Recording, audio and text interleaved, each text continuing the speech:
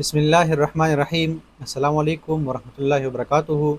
امید لرم ټول ملګري دوستان به روغ جوړ یې د صحت په جامه باندې به یې.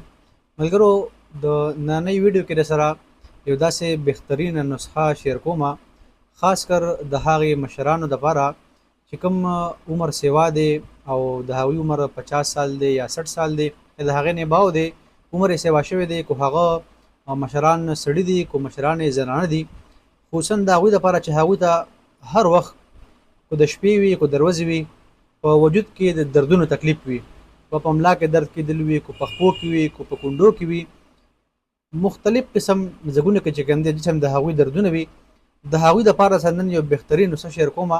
راځئ زموږ سره وګورئ د هغې ټول پروسس چې په څه طریقې سره تیارېږي او په هغې کې څه څه میلاویږي او بیا به تاسو د هغې څرنګه استعمال کوئ. راځئ زموږ سره. ګرانو کتونکو، دا تاسو ګورئ دا موږ سره 15 قسمه ایټم دي، 15 سیزونه دي. د ټول نه لومبې چې کوم دی اول موږ سره دی دا سورنجان دی ته ویل کېږي، لیکن دا چې کوم دی سورنجان شیرین دی ته ویل کېږي، دا خواږه سورنجان دی. دا چې کوم دی دا هم سورنجان دی، لیکن دا چې کوم دی سورنجان تلخ دی ته ویل کېږي، یعنی تراخه سورنجان.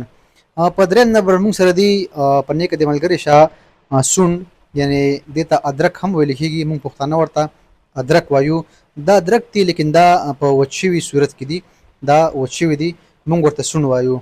دا چې کوم دی دا اسګن دی، عام دکانونو کې ملاویږي، د پنسار والا سره هر بل دکانونو کې چې کوم وي دا ډېر په اسانه باندې ملاویږي. دا 15 وانه سیزونه دې ته چې کوم دی اسګن ویل کېږي.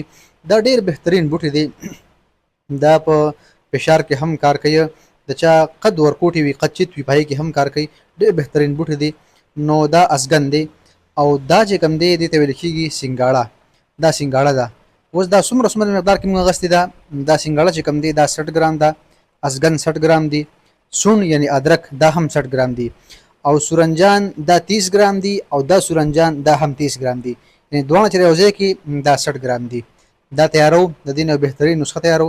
هغې زموږ سره هغه وګورئ چې په څه طریقې سره تیارېږي، بیا به طریقې استعمال څنګه وي.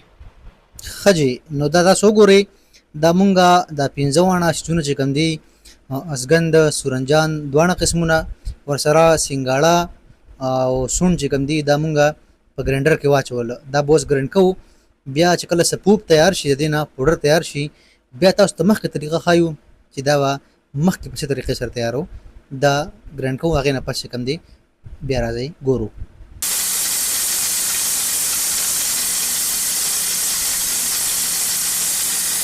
دا اوس موږ لګیا یو دغه 15 انچونو چې کوم دی دا ګرینډ کوو، چې کله دا پوډر تیار شي د هغې نه پس بیا تاسو سره میلاویږو او چې بیا مخکې ښه طریقه کار کوو، بیا دې سره مخکې ښه کوو. ښه جي ګرانو کتونکو، دا تاسو کتلی شئ زموږ دغه سفوپ چې کوم دی هغه تیار شو. د دې نه به اوس دا کپسول چې کوم دی دا هم ډکو، او څه به کپسول ډکو او څه به چې کوم دی ماجون جوړو، یعنی دا به په دې کې شات اچوو، د هغې نه به چې کوم دی ماجون جوړو، او دې چې کوم دی اوس کپسول ډکو. تاسو ته کپسول هم ښایو چې کوم کپسول ډک شو، او بیا درته ماجون هم ښایو. دا چې وګورئ تاسو دغه چې کوم دی مونږه د دغې سپوپونه دا کپسول تیار کړل، دا مو چې ډک کړل. یو دا قسم دی، یو دا قسم دی. دا چونکې 2 مریضان دي نو دا یو پیکټ د هغه لپاره دی، دویم پیکټ چې کوم دی د بل مریض لپاره دی. اور دا 40 کپسول دي، 40 کپسوله.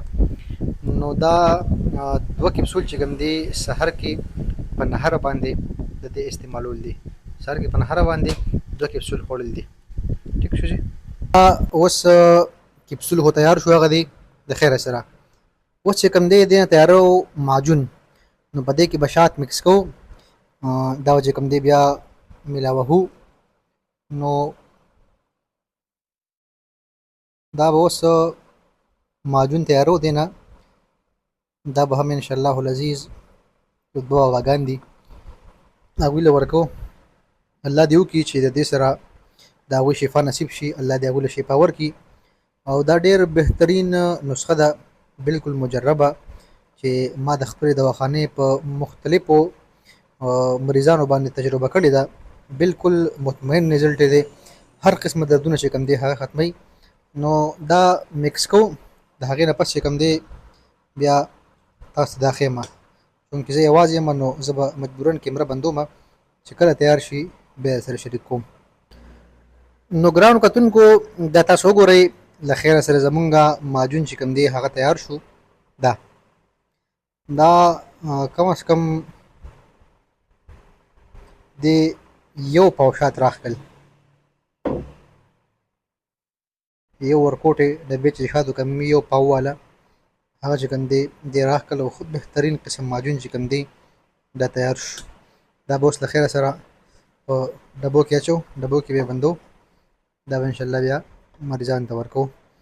او طریقه استعمال د دې هم دغه دی چې نیمه چمچ سحر نیمه چمچ ماښام د دې نه.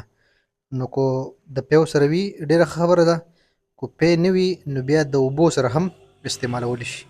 دغه بهترین طریقه استعمال دی، نیمه چمچ سحر نیمه چمچ ماښام خوري. تاسو کولی شئ چې دغه دوی ځان له په خپل کور کې تیاره کړئ، د خپل والدین دپاره، د پلار دپاره، د مور دپاره، نور کور کې څوک مشران وي، ضعیفه وي، عمر یې سیوا شوي وي او تکلیف دې ورته وجود کې دردونه دي، ملا کې درد دی، خپو کې درد دی، هر قسمه دردونو دپاره، کمزورۍ دپاره یو بهترینه بې ضرره نسخه ده.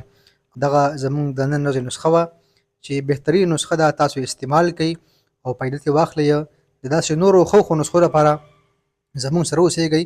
د الله په امان، والسلام.